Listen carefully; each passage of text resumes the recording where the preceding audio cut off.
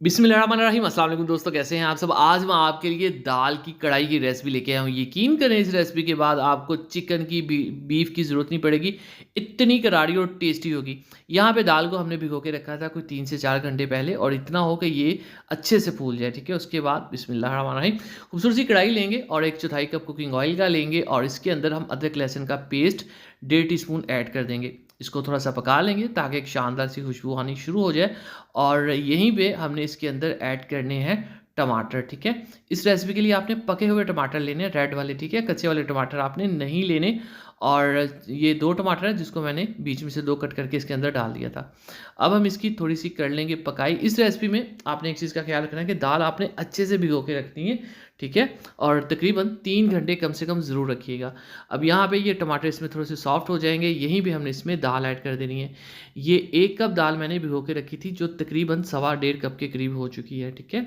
अब हम इसकी थोड़ी-सी कर लेंगे पकाई और थोड़ी-सी मिक्सिंग कर लेंगे ताकि लहसुन का फ्लेवर अच्छे से दाल में चला जाए, ठीक है। यहाँ पे दाल की गलाई के लिए हमें चाहिए पानी, तो तकरीबन 1 से डेढ़ कप पानी ऐड करेंगे जिसमें दाल अच्छे से जो है वो डिप हो जाए और उसके बाद आपने इसके ऊपर रख देना है ढक्कन। फ्लेम को आपने लो टू मीडियम कर देना है, ठीक है। थोड़ी देर तक तकरीबन 15 मिनट में दाल जो है वो अच्छे से गल जाएगी और यहाँ पे टमाटरों का छिलका हम रिमूव कर देंगे जिस तरह से हम अ, कढ़ाई की रेसिपी में करते हैं। एक चीज़ का ख्याल रखना है, अगर दाल आपकी नहीं गली तो आपने ठंडा पानी दोबारा ऐड नहीं करना, आपने नीम गर्म पानी करके या गर्म करके फिर ही इसमें ऐड करना, वरना दाल सख्त हो जाती है।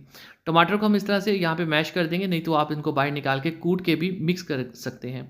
अब यहाँ पे हम इसकी करेंगे पकाई, इसकी करेंगे अच्छे से भुनाई ताकि ये एक्स्ट्रा मॉइस्चर जो पानी है ये ड्राई हो जाए, ठीक है।